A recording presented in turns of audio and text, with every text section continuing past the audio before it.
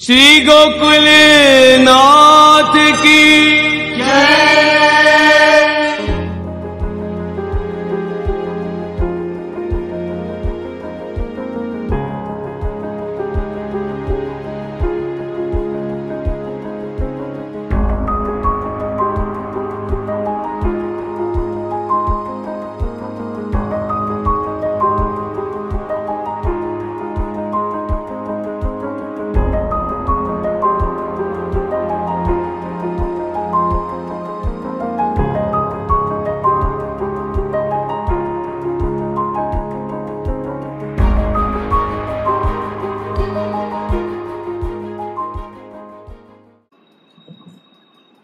फल विलंब में शंका नहीं करनी, फल विलंब के विषय में शंका नहीं करनी, ये बात श्री महाप्रभु ने अपने अंतःकरण को संबोधित करके समझाया। और ये भी कही, यानी ये भगवत आज्ञा के अनुसार ही सतत सदा सर्वदा कार्य करना। अगर वो नहीं करेंगे तो स्वामी द्रोह होने की संभावना है। या प्रकार से प्रमाण सहित ये सारी बातें समझा करके अब आगे कह रहे हैं, एवं सोपपत्तिकम, उपपत्ति नाम प्रमाण, तो सोपपत्तिकम यानी प्रमाण सहित। अब तक जितनी बात बताई अंतःकरण को प्रबुद्ध करने के जितने भी विचार व अंतःकरण के सामने रखे, उनको प्रमाण सहित बता करके आग्रह अभावम उपपाद्य कदाचित पूर्वकृत आग्रहेण प्रभुकोपे कथम स्व अभिलषित सिद्धि इति संदिहानम अंतःकरणम प्रबोधयन्ति। वो अंतःकरण कैसा हो गया है? वो संदेह युक्त अंतःकरण हो गया है, बार बार वकु संदेह हो रहे हैं। यानी जो पूर्वकृत जो आग्रह है तो भागवत के विवरण को पूर्ण करने को, वो आग्रह के कारण यदि प्रभु कोप करेंगे और प्रभु कुपित हो जाएंगे तो स्व अभिलषित जो मैं चाह रहे हूं वो कैसे प्राप्त होगा? क्योंकि जो प्राप्ति है वो तो श्री प्रभु के द्वारा ही है। अगर प्रभु कुपित हो गए तो जो मैंने सोच रखे हो है कि उनको आप ये या प्रकार से दान करेंगे तो वो प्राप्ति कैसे होगी करके यदि ऐसा संदेह हो तो है अंतःकरण में, तो वह को प्रबुद्ध कर रहे हैं। पहले ये बात कही थी कि सत्य संकल्प तो विष्णु न अन्यथा करिष्यति, और मैं तू को अव्यय को प्रयोग कर दियो। अब वह को और प्रबुद्ध, अब और वह को दृढ़ीकृत कर रहे हैं वह भाव को कि सेवकस्य तु धर्मो अयम, अयम सेवकस्य धर्मः स्वामी स्वस्य करिष्यति। जैसे वहां पूर्व में ये बात बताई, यही प्रकार से जो श्री प्रभु और सेवक को जो असाधारण धर्म है, असाधारण संबंध है, वह असाधारण संबंध को स्मरण करते हुए आगे अब यहां कह रहे हैं,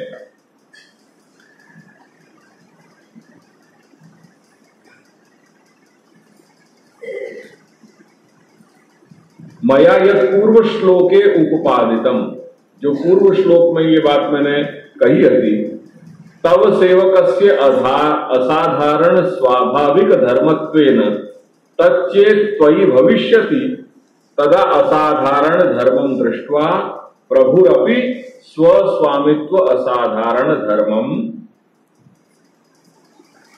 तापांतरम सेवक ज्ञान अगोचरम अपि सेवके करिष्यति।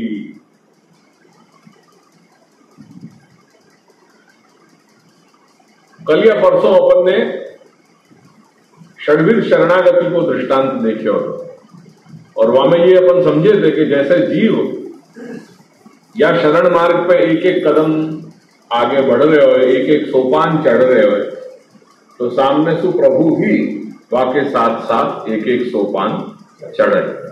जब माने अनुकूल से संकल्प कर दियो तो वहां वो अंतर्यामी रूप में स्थित उपदृष्टा बन गए। जब प्रतिकूल विवर्जनम कियो जीव ने तो वहां भगवान ने जो है उपदृष्टा सु अपना रोल बदल करके और अनुमंता हो गए। जब यहाँ पे करिष्यति इति विश्वास आयो तो वहां पे उपदृष्टा, अनुमंता, भर्ता, ऐसे जैसे यहां से हो रहे ऐसे वहां उपदृष्टा, अनुमंता, भर्ता, भोक्ता, महेश्वर और अंत में परमात्मा। तो या प्रकार से जैसे भगवान भी प्रयास कर रहे हैं जीव के प्रयास को देख करके, वो ही असाधारण धर्म है। जब श्री महाप्रभु ये बताना चाह रहे हैं अपने अंतःकरण को कि तू अपने पूर्व की जो है समर्पण से पूर्व की स्थिति को अगर समझेगो, वहां पे ध्यान देगो तो तेरे ख्याल में आएगी कि समर्पणात् पूर्वम अहम उत्तम किम सदा स्थित कामम अधमता, या को चिंतन करियो तू, तो तेरे ख्याल में आएगी कि क्या बात है। तो यहाँ ये कह रहे हैं कि वो प्रभु और भक्त और भगवान के बीच को असाधारण धर्म है। वो असाधारण धर्म को स्मरण करके यदि तू कार्य करने लग जाएगो, सेवक है ये जान करके सेवकस्य तु धर्मः अयम धर्मः, ये सेवक को अनुसंधान करके वो असाधारण धर्म है, सेवा ही सेवक धर्म। श्री गोसाई बाबा सिद्धांत मुक्तावली में आज्ञा करें कि सेवक कौन?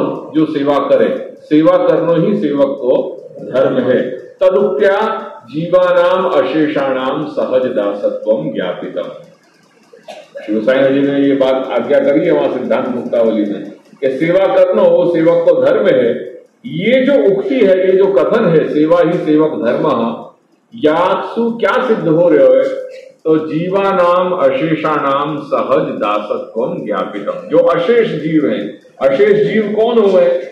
तो कह रहे हैं कि असुर कोटि के जीव सु जो भिन्न हैं, व्यतिरिक्त हैं, उनको अशेष जीव कहें। तो दैवी और आसुरी, तो अगर आसुरी जीव को हटा देंगे तो कौन से जीव की हम बात कर रहे हैं? हम दैवी जीव की बात कर रहे हैं। तो जो दैवी जीव हैं उनको सहज दासत्वम ज्ञापितम, वो सहज दास हैं। सहज आयते, सहज शब्द की जब अपन व्युत्पत्ति देखेंगे तो वो सहज शब्द जो है वो कैसे बने हुए हैं? सहज जायते, जो साथ है, जन्मजात, जाको अपन अंग्रेजी में कंजेनिटल कहें, बॉर्न विद, जो अपन जन्मसु जो चीज को लेकर के आए हैं वो। तो ये जो दासत्व सत्ता है, ये दासत्व सत्ता आरोपित नहीं है अपने ऊपर, ये हम गर्भ दासत्व लेकर के आए हैं। या सहज दासत्व को ही अपन दूसरे शब्द में क्या कह रहे हैं? गर्भ दासत्व। तो वो गर्भदास होनो वो अपन जन्मसु ही अपन दास सत्ता लेकर के आए हैं। आगे समझा रहे हैं वहां श्री पुरुषोत्तम जी ने मुक्तावली में यह प्रश्न को छेड़ो है कि अगर गर्भदासत्व अपने अंदर है तो क्यों ऐसा है कि बहुत से जीव अपने या स्वभाव को या ये धर्म को न समझते भय भगवत भजन में, भगवत वार्ता कथा में, सेवा में प्रवृत्त क्यों नहीं हो रहे? तो वहां वो समझा रहे हैं कि वहां पे वो मूढ़ हैं, या लिए माम अप्राप्य एवं कौन्तेय ततो यान्त्यधमां गतिम। यद्यपि सारो सर्जन मेरे द्वारा बनाया हुआ है, सारो सर्जन मेरे द्वारा ही किया गया है, मैं अपने आप को या पूरे सर्जन में अभिव्यक्त कर रहे हूं। तासाम ब्रह्म महद्योनिर अहम बीज प्रदः पिता। तो ये जो सारो सर्जन है ये महद्योनि और वहां में बीज प्रदान करने वालों में पिता हूं। या प्रकार से मेरो और सर्जन मात्र को पोष्य पोषक भाव सदा सर्वदा नित्य सिद्ध है। या में कोई चीज को पुष्ट करने की आवश्यकता है ही नहीं है, वो पोष्य पोषक भाव तो सहज रूप से सिद्ध है। और करके जीव मात्र, चाहे वो जड़ात्मक सृष्टि है या चेतनात्मक सृष्टि है, उनको सहज मेरे प्रति उनको व्यवहार होना, उनको व्यापार होना वो सहज सिद्ध है। और यदि वो नहीं कर पा रहे हैं, वहां को कारण क्या है? क्योंकि वो मूढ़ हैं, अज्ञानी हैं। करके मूढ़ा जन्मनि जन्मनि माम अप्राप्य एव कौन्तेय, हे कौन्तेय वो मुझको प्राप्त नहीं करेंगे और ततो यान्ति अधमां गतिम, उनकी कैसी गति होगी? उनकी अधम गति होगी, क्योंकि वो अपने मूल धर्म को नहीं पहचान पा रहे। ये बात पूरी श्री गोसाई बाबा ने अपने सिद्धांत मुक्तावली में ये सारी स्पष्ट करी है। ये ही अपनों और श्री प्रभु को असाधारण धर्म है। जब यह असाधारण धर्म को हम याद करने लग जाएंगे तो यहाँ दादाजी आज्ञा कर रहे हैं कि जब तुम वह चीज को स्मरण करोगे जो पूर्व में मैंने ये 2-3 श्लोकन में उपपादित कर दियो, कांसु कि जब समर्पणाद पूर्वम, तो समर्पण के पूर्व की स्थिति को स्मरण करते भय और फिर ये सब चीज को अनुसंधान करोगे कि मेरी अधमता क्या आती और वाके बाद क्या क्या प्रकार से कृपा भई है, या प्रकार ये जब सोचने लग जाओगे तो भगवान भी अपने व असाधारण धर्म को सेवक के विषय में कार्यकारी करने लगेंगे। जैसे शरण मार्ग में षड्विध शरणागति में जब जीव ये षड्विध सोपान कर चढ़ने लग जाए तो सामने से प्रभु भी वाको प्रतिभाव वही के समकक्ष दे रहे हैं। वही जैसे यहां पे भी यही परिस्थिति बता रहे हैं कि जब वो ये असाधारण, जब सेवक ये असाधारण धर्म को याद कर ले कि सेवक से तू धर्म अयम, अगर मैं भगवत आज्ञा के अधीन नहीं चलूंगा तो स्वामित्व हो जाएगा, ये मेरे लिए सर्वथा अनुचित है, मैं सेवक हूं, सेवा करनो मेरो परम धर्म है। या प्रकार सु सेवकस्य तु धर्म अयम, अयम सेवकस्य धर्म, ये सेवक को धर्म है। ये जब सर्वथा सर्वदा अनुसंधान करने लग जाएगा तो ये वाको असाधारण धर्म की स्मृति है, क्योंकि असाधारण कोई साधारण धर्म तो है नहीं है। गर्भदासत्व होना ये कोई साधारण धर्म नहीं है, ये असाधारण धर्म है। ऐसे ही जब ये स्मरण करेगो तो भगवान भी वाके विषय में उनकी तरफ से जो असाधारण धर्म है वाकु कार्यकारी बना देंगे, वाकु प्रकट करने लग जाएंगे। तो जैसे जीवकृत है ऐसे वहां पे जीवकृत जैसे प्रयास है, ऐसे वहां भगवतकृत कृपा भी हो रही है, दोनों पक्ष से होगी। वही बात यहां समझाई है यहाँ पे कि सेवक सेतु धर्म अयम, अयम सेवक से धर्म अयम, यानी ये सेवक को धर्म है करके जब अपन असाधारण धर्म करने लग जाएंगे तो प्रभु भी अपने असाधारण धर्म को सेवक के प्रति प्रकट करेंगे।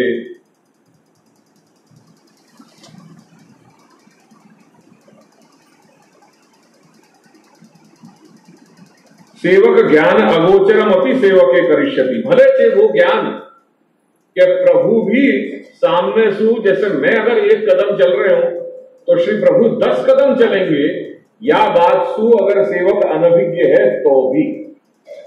यानी दादाजी ने यहां शब्द कहे हैं कि सेवक ज्ञान अगोचर, सेवक के संज्ञान में नहीं है ये बात। बापू तो यही लग रहे हो कि मैं प्रयास कर रहे हूं, श्री प्रभु वहां से प्रयास कर ही नहीं रहे। यानी ये बात यहां कही कि सेवक ज्ञान अगोचर, अगोचरम अपनी सेवके करिष्यति, वो सेवक के परिष्कृत अगर वह संज्ञान में है भगवत कृपावशात तो कोई आपत्ति नहीं है, पर अगर नहीं भी जान रहे हुए तो भी श्री प्रभु तो अपना कार्य वहां कर ही रहे हैं।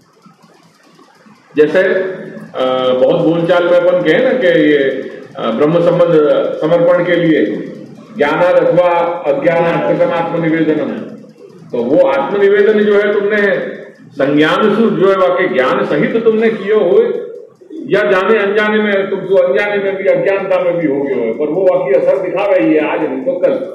यही प्रकार से अगर सेवक को ये भान है कि मैं तो अपना धर्म कर रहे हूं और सामने से प्रभु भी या प्रकार से उनको कहीं संकेत दिला रहे हैं, संकेत दे रहे हैं, तो बहुत अच्छी बात है। और अगर वाकु ये नहीं हो रहे हो तो भी श्री प्रभु तो अपना वहां कार्य कर ही रहे हैं। ननु हठ दशायाम अपनी, अब यहां एक प्रश्न किया है या मुकाम पे कि ननु हठ दशायाम अपनी मयि सेवकत्वस्य विद्यमानत्वात् स्वामिनी अपि सहज स्वामित्व असाधारण धर्मस्य विद्यमानत्वात् कथम फल विलंबः इति संदेह निवृत्त्यर्थम फल विलंब हेतुम सेवक धर्मम निरूपयन्ति। जैसे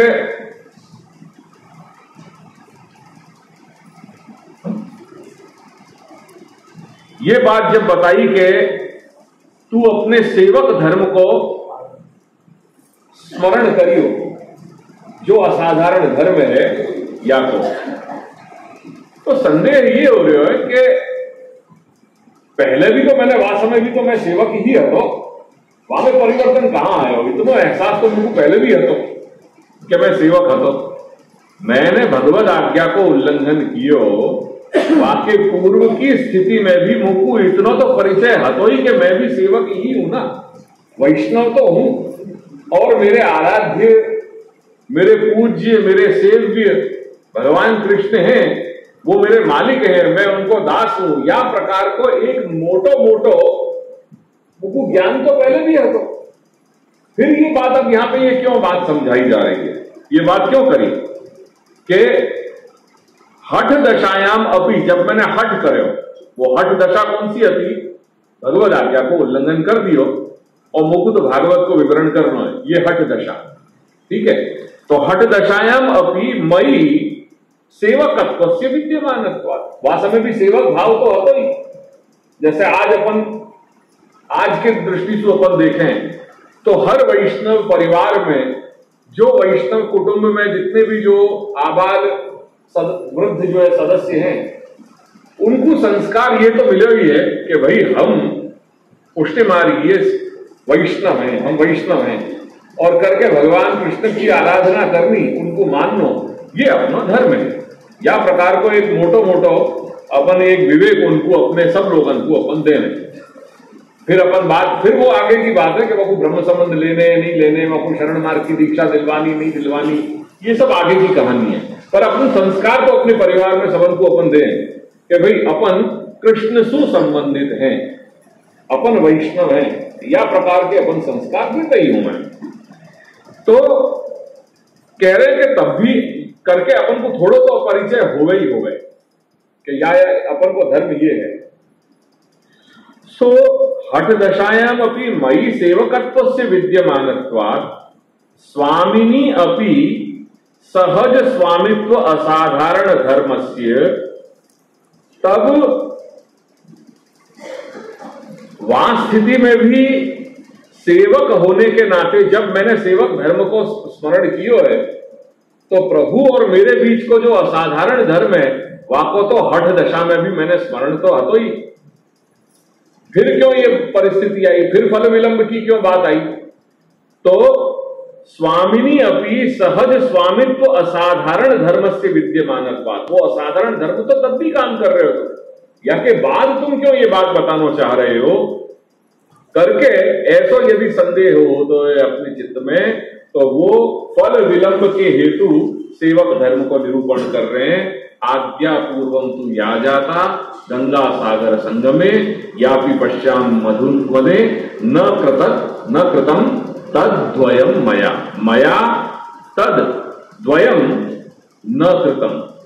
पहली आज्ञा जब मुझको भई हती, वह समय में गंगा सागर संगम पे हतो, वो देह परित्याग की आज्ञा हुई थी, वाका उल्लंघन कर दियो। आगे चल करके जब मैं मथुरा में मधुवन के समीप आयो, तब मधुवन में वहां द्वितीय आज्ञा भई, वो देश परित्याग की आज्ञा थी, वाको भी मैंने उल्लंघन कर लियो। न कृतम तद्वयम मया, वो मेरे द्वारा ये दोनों आज्ञाएं नहीं मानी गई। आज्ञा नाम प्रभु आज्ञा पूर्वम प्रथमतः गंगा सागर संगमे जाता, वो पहली आज्ञा गंगा सागर संगम पे भई। यापि पश्चात द्वितीय आज्ञा मधुवने मथुरायाम जाता, वो दूसरी आज्ञा जो है वो मधुवन मथुरा में भई। तद आज्ञा द्वयम अपि, वो दोनों आज्ञा मया न कृतम, मैंने नहीं पाली। अब आगे यहां प्रश्न कर रहे हैं कि ननु तद आज्ञा द्वयम किम विषयकम यन न कृतम। भाई ये बताओ, वो आज्ञा को विषय क्या हतो कि जाके कारण वो दोनों आज्ञा को उल्लंघन कर दियो। ऐसी क्या आज्ञा कौन से विषय में भाई, आज्ञा को संबंध कायसु हतो कि जाके कारण आपको ये दोनों आज्ञा को उल्लंघन करना पड़ा। ननु तद आज्ञा द्वयम, वो जो दोनों आज्ञाएं हैं वो किम विषयकम, उनको विषय क्या हतो, वो कायसु संबंधित हती। यन न कृतम, जाके कारण आपने ये ऐसा जो है वो निर्णय ले लियो कि मुझको आज्ञा को उल्लंघन करना, आज्ञा नहीं पालनी है। तो वो कह रहे हैं आगे देह देश परित्याग, और फिर बाद में तीसरा कह रहे हैं तृतीयो लोक गोचर है, वह अपन बाद में देखेंगे। पर देह देश परित्याग, पूर्व आज्ञाया विषयो देह परित्याग। पहली आज्ञा को जो विषय है वो है देह को परित्याग, और द्वितीय आज्ञा को विषय है देश परित्याग। द्वितीय आज्ञाया विषयो देश परित्याग। ठीक है, अब कह रहे हैं कि भाई प्रश्न की और शास्त्र ये कहे कि हठात देह को त्याग करनो वो ब्रह्म हत्या को पाप लगे। तो यहां एक प्रश्न उपस्थित किए गए है कि ननु बलात्कारेण देह परित्यागस्य दोष रूपत्वात् कथम तदाज्ञा संभव। शास्त्र की ये मर्यादा है कि देह को त्याग स्वाभाविक रूप से हो तो होए, वो चीज होनी चाहिए। हठात बलात् देह त्याग पाप है, दोष रूप है। तो देह परित्यागस्य दोष रूपत्वात्, दोषावह होने के कारण वो आज्ञा कैसे मान ली जाए। कथम तद आज्ञा संभव, वो आज्ञा कैसे पालन कर सके। और तद अकरणे च कथम दोष संभव इति चेत सत्यम, और अगर वो नहीं करते तद अकरणे, वो नहीं करने पे दोष संभव कैसे है इति चेत। तो कह रहे हैं कि बात सही है, सत्यम, ये बात बिल्कुल वाजिबी है कि एक तो शास्त्र ये मना कर रहे हैं कि आज्ञा को पालन, अरे हठात जो है देह त्याग दोष रूप है, ये कर होना ही नहीं चाहिए। करके कह रहे हैं कि कर्म अधीन देहे प्रारब्ध भोग समाप्ति व्यतिरेकेण बलात्कारेण देह त्यागे एव दोष संभव। अब समझो, यहां ये बात समझाई जा रही है, देह त्याग कौन से स्थिति में दोष रूप बने। और वैसे भी आधुनिक समय में बहुत सी जगह या को लीगलाइज कर दी है, और ये बहुत बड़ो एक चर्चा का विषय है। विश्व में कई ऐसे देश हैं कि जहां पे स्वेच्छा से मृत्यु जो है वह को लीगलाइज बना दिया है करके। अगर कोई कई कारण से अगर प्रताड़ित हो गया है, शरीर के हैं या कई भी बहुत सारे कारण हो सके, और वो ये चाह रहे हो कि भाई मेरी इच्छा मृत्यु हो जाए, कि मैं जीना नहीं चाह रहे हूं, तो ऐसी स्थिति में वाकू इंजेक्शन वगैरह या कई ऐसे साधन हैं कि जिनके द्वारा वाकू मृत्यु दे दी जाए। ये बहुत बड़ा ज्वलंत मुद्दा या समय चल रहा है कि या को लीगलाइज क्यों किए जा रहे हो, या कि बहुत या फिर शास्त्रार्थ भी किए जा रहे हैं, या कोई इंटरनेशनल कोर्ट में ये चीज अभी चल रही है, या कोई यूथेनेशिया कहें। ये बहुत ज्वलंत मुद्दा है आज। पर आज कई देश ऐसे हैं कि जो या को लीगलाइज कर रहे हैं, कई देश ऐसे हैं कि या को भर्त्सना कर रहे हैं कि ये योग्य नहीं है। बहरहाल वो अपना विषय नहीं है, बट सिर्फ एक संदर्भ आया तो थोड़ा अपन विचार देखें हमें कि कर्म अधीन देहे प्रारब्ध भोग समाप्ति व्यतिरेकेण। सब अपन बोलचाल की भाषा में कहें भैया के जाके जीवन में बहुत ज्यादा कष्ट आवे, कहें भैया के प्रारब्ध ऐसे हैं, और प्रारब्ध भोग भोगे बिना तो या तो छुटकारा नहीं। क्योंकि भाई जो देह है ये कर्म के अधीन है, जब तक वो प्रारब्ध पूरे नहीं होंगे तब तक वहां में सू छूटनो नहीं है। बस दादाजी वही समझा रहे हैं कि कर्म अधीन देह, ये देह कैसे है, कर्मन के अधीन है। क्योंकि कर्म बिना कर्म के तो एक क्षण भी अपन नहीं रह सके। और कुछ दिन पूर्व जब नया विराज रहे थे तब ये बात आई होती, प्रश्न आया होता, तब वहां कर्म की व्यवस्था बताई कि अपन मनसा वचसा कर्मणा, जो कुछ भी अपन सोच रहे हैं वो प्रत्येक अपनो सोचनो विचारनो हर चेष्टा हर अभिव्यक्ति अपनी कहीं ना कहीं वासना उत्पन्न करे। जैसे तेल को उदाहरण दियो कि अपन माथे में तेल लगा करके सो जाएं, सवेरे तकिया में दाग पड़ जाए, या जैसे अपन समुद्र के तट पे चलते हुए जैसे जैसे चले अपने पीछे पदचिन्ह जो है वो चलते चले जाएं, पदचिन्ह पड़ जाएं, तो अपन वो छाप छोड़ रहे हैं। तो बिना वाके तो बिना कर्म के तो अपन एक क्षण भी नहीं रह सके। जो कर रहे हैं वो क्रियमाण है, ये क्रियमाण आगे चल करके संचित बन जाए और वही संचित जो है वो आगे की गति प्रारब्ध के रूप में आगे की गति को निर्धार करें। यानी ये संचित, क्रियमाण और प्रारब्ध, ये तीन जो है कर्म है, इनके अधीन अपनो देह है। यही बात को सिद्धांत रहस्य में समझाया है। और जहां पंचविध दोषन की बात बताई है, दोषा पंचविधा स्मृता, वहां सहजा देश कालोत्था लोक वेद निरूपिता संयोगजा स्पर्शजाश्च, ये जो पंच दोष बताए हैं उन पंच दोष में वहां ये प्रश्न उठाया गया है कि मनुष्य अपने विवेक सु और अपने सामर्थ्य सु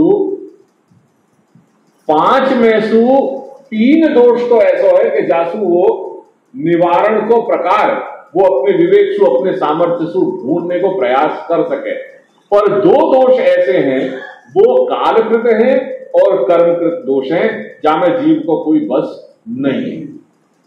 क्यों? क्योंकि हम देश और काल के अधीन हैं। तो जहां काल की बात करी गई है वहां पे तो काल में उनने देश और काल दोनों को गिना दिया है और एक दूसरा है कर्म।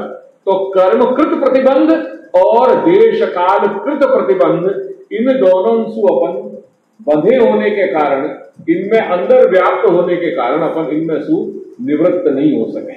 ये तो सदा सर्वदा के लिए निकले हुए, ये अपने साथ जुड़ो हुए ही है। बाकी के जो तीन है संयोग आदि स्पर्शज आदि, उनको अपन अपने विवेक सु बुद्धि विवेक सु यावत बुद्धि बदलोदय या न्याय सु अपने विवेक के अनुसार अपने सामर्थ्य के अनुसार उनमें से अपन उनको निवारण करने को प्रयास कर सके। करके जब ये दो दोष सु अपन निवृत्त हो ही नहीं सके तो ब्रह्म संबंध यहां क्या रोल प्ले कर रहे हो? तो वहां बताया जा रहे है कि लोग समझ नहीं पा रहे हैं या बात को। ब्रह्म संबंध या आत्मनिवेदन जो है वो दोषन को दूर करने को कोई कीमिया या साधन नहीं है। वहां ब्रह्म संबंध करना सर्वेशान देह जीवयो सर्वदोष निवृत्ति ही, इतनी जो बात, ये जो वाक्य कहे जा रहे हो, ये वाक्य को तात्पर्य ही लोग गलत ले रहे हैं।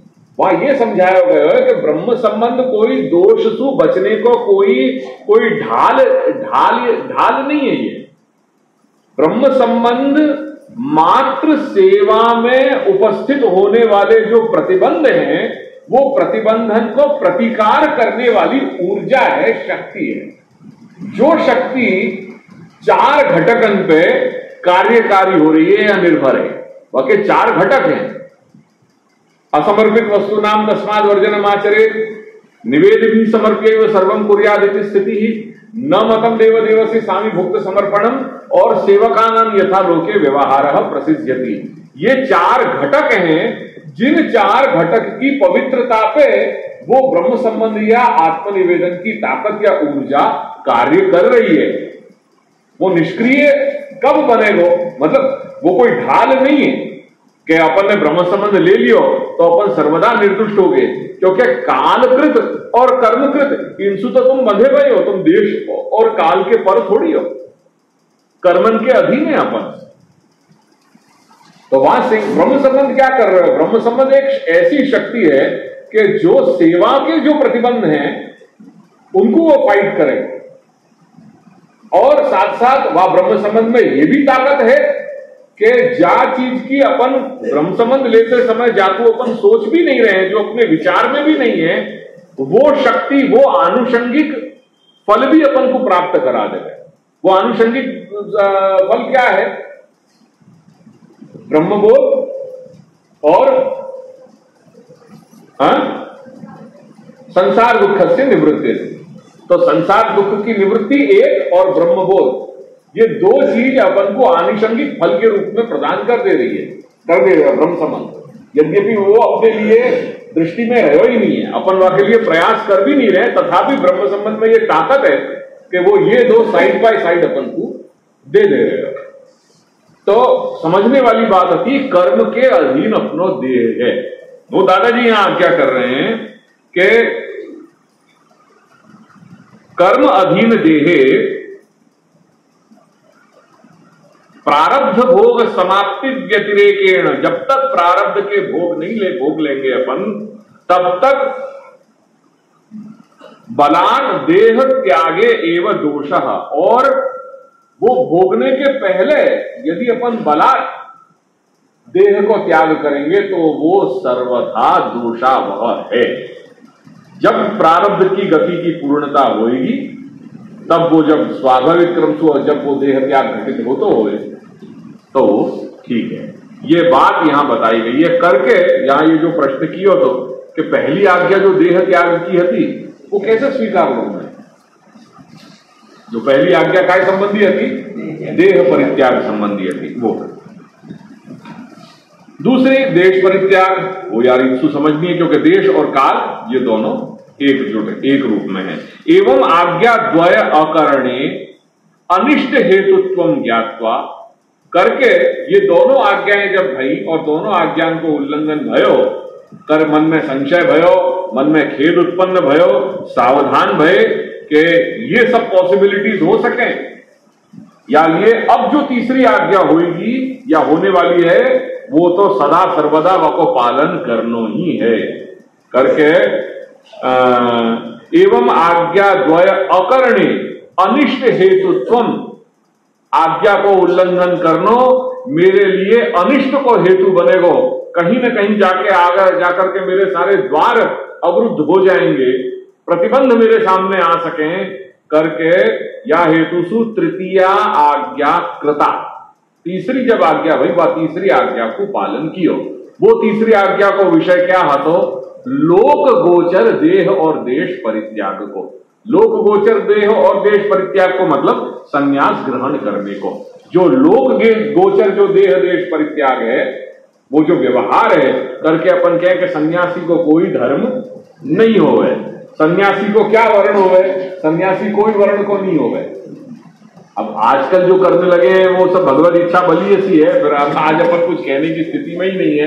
आजकल सन्यासी भागवत करने लगे हैं, भागवत के जो है वो कथाएं करने लगे हैं, यद्यपि शास्त्रतः तो जाने सन्यास ग्रहण कर लियो है, वाकु भागवत को स्पर्श भी वो निषिद्ध है, वाकु भागवत श्रीमद् भागवत को स्पर्श भी नहीं करना चाहिए। और आज तो जो है व्यासपीठ पे बैठ करके सन्यासी जो है वो भागवत जो है कर रहे हैं और अपने जैसे लोग उनके जो है वो भागवत भी अपन सुन रहे हैं। बाकी सन्यास ग्रहण कर लो जब तो सम्यक न्यास जाने अपने आप को चारों तरफ से हर जगह से जाने अपने आप को हटा दियो और स्वयं में सीमित कर लियो है तो माने सम्यक न्यास कर लियो है अपनो, वो संन्यास है। वहां पे कौन सा धर्म रहे हो, कौन सा वर्ण रहे हो, कौन सा आश्रम रहे हो, वहां वर्ण कोई नहीं रहे हो। तो वो तृतीय आज्ञा कृता इति आहुः तृतीयो लोक गोचरः। तृतीयः परित्यागः लोक प्रसिद्ध स्मृति आदि शास्त्रेषु गोचरो विषयः। तो लोक प्रसिद्ध स्मृति आदि जो शास्त्रन में जो वर्णाश्रम व्यवस्था बताई है वो यहां काय को उल्लेख किया, स्मृति की बात दादाजी लाए। कौन से शब्द हैं? लोक प्रसिद्ध स्मृति आदि शास्त्र। स्मृति क्या है? स्मृति ऑलवेज श्रुति को फॉलो करे। श्रुति पहले है, श्रुति है, दैट मीन्स स्मृति होनी ही है बाद में, क्योंकि श्रुति वो भगवद वाणी है, वेद वाणी है, ऋचाएं हैं। तो ये मंत्र जो है जो भगवत वाणी है, वेद वाणी को अपन श्रुति कह रहे हैं, वो श्रुति उन पे जब ऋषि महर्षि ने वो श्रुति को सुनकर, श्रुति यानी सुननो, जो उनको भगवत वाणी श्रौत सुप्राप्त भई थी, वहां पे जब उनने चिंतन मनन कियो, स्मरण करके फिर वो भाई वो शास्त्र जो प्रकट भयो उन ऋषि के द्वारा वाको अपन स्मृति कह रहे हैं, क्योंकि वो स्मरण से रिलेटेड है। तुमने सुनियो वही को तो स्मरण करोगे तुम, करके वो बनी स्मृति। और वो स्मृति में लौकिक स्मृति भी भई, वो लौकिक स्मृति के सारे ऋषि महर्षि भी भय, जैसे भगवान मनु हैं, याज्ञवल्क्य हैं, अत्रि हैं, ऐसे अनेक जो है वो स्मृतिकार भय, अनेक प्रकार की स्मृतियां लिखी। उन स्मृति में अपने यहाँ के को पूरा जीवन क्रम को समायोजन कैसे होना चाहिए, क्या करना चाहिए, क्या नहीं करना चाहिए, ये सारी व्यवस्था अपन को उन स्मृतिकारक ने बताई करके आज भी अपने यहाँ जो संस्कार अपन गर्भाधान से लेकर के और श्राद्ध पर्यंत, उत्तर क्रिया पर्यंत जो भी अपन संस्कार कर रहे हैं, वो संस्कार कैसे करने चाहिए, कैसे किए जाने चाहिए, वो सब व्यवस्था अपन को स्मृति में प्राप्त हो रही है। आज यो कहो जाए, सुनो जाए कि हजारों जो है शाखाएं होती इन स्मृति की, पर आज ये समयावधि के कारण अब ये सब के सब लुप्त हो गई। कुछ ही हमें अवशिष्ट रह गई हैं, और जो अवशिष्ट रह गई है वो प्रिंट में आ गई हैं। वाके आधार पर जो कुछ भी अब ये सारी कर्म व्यवस्था वैसे भी लुप्त होती चली जा रही है। या लिए लोक प्रसिद्ध स्मृति आदि शास्त्रेषु, ये शास्त्रन में जो विषय बताए हुए कि वर्ण की व्यवस्था क्या है, आश्रम की व्यवस्था क्या है, धर्म काय को कह रहे हैं, धर्म कैसे किया जाए, धर्म क्या है, अधर्म क्या है, ये जो सारी बातें अपने यहाँ स्मृतिकारक ने बताई हैं, वो वाक्य अनुसार संन्यास ग्रहण पूर्वकम ग्रह परित्याग सकृतः। जब जो तीसरी आज्ञा भाई लोक गोचर देह देश परित्याग की, वो श्री महाप्रभु ने करी। और वाक्य कारण जो अपने यहाँ वार्तान में जो लीला प्रकट जो वार्ता को प्रसंग आवे कि वो अग्नि को जो है वो पूरा वो अग्नि की लीला करी, और वहां अक्का जब उन्होंने कही कि परिव्रज परिव्रज, तो वो परिव्रज को मतलब बाहर जाओ निकलो, तो वो या प्रकार से करके निकले जब बाहर, तब तो वहां पृथ्वी परिक्रमा कर पाए, नहीं तो फिर वो सब कहां करने की स्थिति आती इतनी ये अवस्था में। तो वो सब तभी ये सारे कार्य संपादित हो सके। अगर गृहस्थ को ही पूरे करते तो शायद ये जो और सब अन्य कार्य करने होते वो शायद नहीं हो पाते। दूसरी चीज ये भी है कि आप संप्रदाय के आचार्य हैं, और संप्रदाय के आचार्य होने के कारण शास्त्र की जो व्यवस्था है वह शास्त्र की व्यवस्था को पालन करना, अनुमोदन करना, समर्थन करना, वो एक कर्तव्य में आ रहे हो, या ये भी वो संन्यास ग्रहण करना आवश्यक है।